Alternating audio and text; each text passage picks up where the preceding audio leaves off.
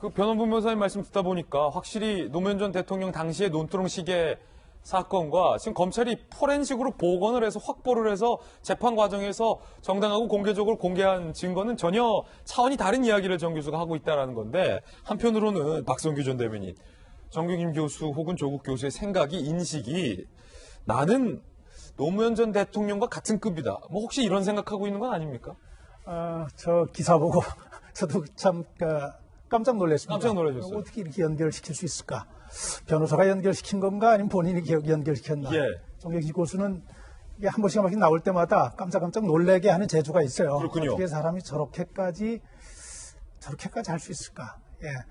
아시다시피 이번 경우가 중요한 것은 본인들이 논두렁 시계라고 하는 강남 빌딩 사는 거 저 얘기가 검찰 조사 과정에서 나온 게 아니라 지금 변호사님 말씀하신 대로 재판 과정에 나온 거예요. 예. 이 재판 과정에 나올 수밖에 없었던 것은 법을 개정을 했잖아요. 조국 민정수석이 법무부 장관으로 가가지고 피의 사실 공표하지 못하게 해서 아마 그것이 없었다면은 진작 검찰 조사 과정에서 저런 얘기들이 막 쏟아져 나왔겠죠. 저보다 더한 얘기들도. 저 얘기가 지금 문제가 되는 것은 진중권 교수가 한마디를 페이스북에 또 써놓은 얘기 있더라고요. 같이 일하는 동안 들은 얘기는 딱 두 가지밖에 없다. 재산 형성을 어떻게 했는지, 재산을 어떻게 하면 누릴 수 있는지 하나. 자식들 입시에 대해서 어떻게 하면 애들 스펙을 만들어주고 어떻게 하면 애들을 잘 보낼 수 있을지 하나. 이 두 가지 얘기밖에 들은 것이 없다. 모든 정황들이 다 이렇게 맞아 떨어지고 있거든요. 네. 제가 요 앞에 나와 있는 최강욱 공직기강 비서관 얘기까지 잠깐 좀 드리자면 검찰의 수사에서 지금 모든 것들이 하나하나 다 밝혀지고 있는 거예요. 밝혀지고 있는 건데 조국 수석도 그렇고 조국 전 장관도 그렇고 정경심 교수도 그렇고 최강욱 비서관도 그렇고 너무 대한민국 검찰을 너무 쉽게 생각하는 것 같아요. 너무 만만하게 생각하는 것 같아요. 그렇지 않습니다. 정말로 무섭습니다. 포렌식을 통해서 증거를 확보했다 그러는데 아마 최강욱 비서관은 지웠기 때문에 그런 것이 없다고 믿고 저런 얘기를 했을 가능성이 있어요. 그렇지 않고요. 최강욱 비서관에게 꼭 좀 해주고 싶은 얘기가 있습니다. 예. 비서관이란 자리 그렇게 높은 자리 아닙니다. 비서관이란 자리는 정말로 대통령을 돕다가 대통령이 불편해지거나 나로 인해서 대통령이 어떤 안 좋은 상황에 처하게 되면 바로바로 물러나야 하고 그리고 그것을 위해서 존재하는 자리입니다. 착각을 하고 있는 것 같아요. 본인의 역할과 본인의 위치에 대해서 이 부분 관련해 가지고는 정말로 겸허하게 재판이 진행되는 모든 과정 속에서 재판에 관해서 사실관계에 대해서 논의하는 것이 필요하지 저런 식의 얘기야말로 언론 플레이가 될 수밖에 없다고 생각합니다. 예. 그런가 하면 진중권 교수가 이른바 정 교수의 논두렁 시계 소환에 한마디 일침을 가했습니다. 얄팍한 언론 플레이다. 노무현 전 대통령의 꿈이 고작 강남 건물 사는 것이었냐? 라고 되묻고 있죠. 노 전 대통령이 아들, 딸 명문대 보내려고 서로 위조했냐? 주식 투자로 4억 4천을 16억으로 노무현 전 대통령이 언제 한번 불린 적이 있었느냐? 남의 명의 빌려 금지된 투자를 했었던 적이 있느냐? 라고 되묻고 있는 겁니다. 진중권이 동료 교수잖아요. 참. 동양대에 같이 있었잖아요. 정경심 교수에 대해서 이렇게 썼어요. 강남 사모님이라 불리는 전형적 상류층 여성이기에 진보 지식인 조국과 한 집에 사는 것이 의아했다라고 SNS에 올렸습니다. 60억 가진 분이 뭐가 부족했나 했는데 서민들은 돈 버는 게 얼마나 어려운지 알지만 그들에게 돈은 세상에 널려 있어서 먼저 잡는 놈이 임자일 뿐이다. 2년 반 전 최성해 총장이 아무래도 조국 교수는 대통령 못할 것 같아 정 교수 때문에 라고 말하기도 했었다라는 일화까지 공개를 했습니다. 진 교수가 또 동료 교수라서 이런 일화도 공개했는데 일단은 진 교수가 노무현 전 대통령의 논두렁 시계를 소환한 정 교수에게 일침을 가했어요.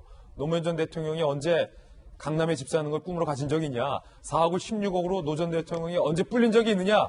노무현 전 대통령을 모셨던 김영주 전 의원님. 네. 그야말로 이제 자기가 5년 동안 겪었던 정경심이라는 사람은 강남 사모님 정도의 성향을 갖고 있더라. 그리고 또 하나는 검찰 개혁의 희생양인 것처럼 얘기하는 것이 적절하지 않다 이런 얘기죠. 실제로 그런 데다가 심지어 논두렁 시계를 그려야 된다는 건 노무현 대통령을 말하자면 자기 말하자면 케이스에 집어넣는 건데 그건 얼토당토하지 않는다. 쉽게 얘기하면 노 대통령에 대한 모욕이다. 그렇게 얘기하는 것이죠. 그래서 지금이라도 정신 차려라. 자기가 잘못한 부분을 사과와 반성을 하기는커녕 그걸 마치 개혁의 희생양인처럼 얘기하는 것은 적절하지 않다. 그런 얘기입니다. 이제 교수님 얘기를 보면 정말 조국 교수의 부부 정경심 씨 포함 진절머리가 난 것 같아요. 하시는 얘기에서 느껴지는 게 누가 말해도 진중권 교수가 지금 보수는 아니잖아요. 그리고 지금 뭐 총선 앞두고 표 하나 얻으려고 이러는 정치인도 아니잖아요. 정말 지금 작심 발언하고 나선 건데 앞서서 가진 자들에게는 세상에 널린 게 돈이고 먼저 따먹는 게 임자 이런 표현을 쓴 것은 정경심 교수가 연급이 사적으로 이용한 이제 그 얘기를 꼬집었어요. 나라에서 연구하라고 준 돈 가지고 말하자면 공적인 돈이죠. 공적인 돈을 가지고 160만 원은 딸한테 주고 나머지 160만 원은 조교 월급 주는 척하고 다시 자기 통장으로 되돌려받고 이런 식의 편법을 다 쓰면서 나라 돈 이렇게 쉽게 가질 수 있겠구나. 그렇지 현재 60억 재산 갖고 있는 사람이 강남 빌딩 사는 걸 목표로 또 이렇게 이런저런 일들을 하고 있는 것.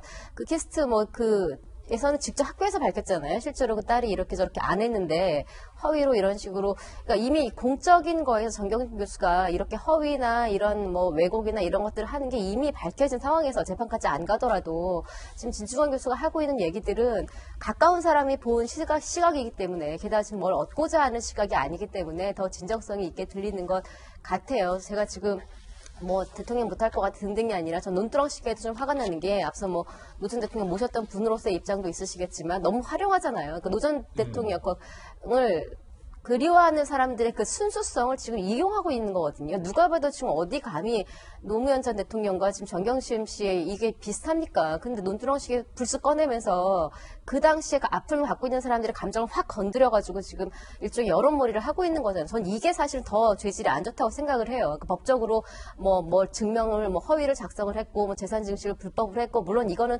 법적으로 다툴 이야기지만 법적인 걸 다 떠나서 이렇게 순수하게 누군가를 지지하고 그리워하는 사람들의 마음을 이렇게 활용하는 것, 이용하는 것이 저는 오히려 죄질이 훨씬 더 안 좋다고 생각을 하고 일부 노 전 대통령을 지지했거나 그리워하는 사람은 오히려 화가 날 수도 있는 거거든요. 진짜 아끼는 사람은 돌아가신 고인 되신 분 이렇게 소환해가지고 자기 일을 이용하지 않아요. 이 자체도 사실은 두 가지, 세 가지 방향으로 봤을 때도 정경심 교수 눈두렁 시계 발언뿐만 아니라 등등등 좀 많이 이렇게 부족하다는 생각이 듭니다. 조국 전 장관과 정경심 교수의 문자 메시지 내용 살펴드렸습니다.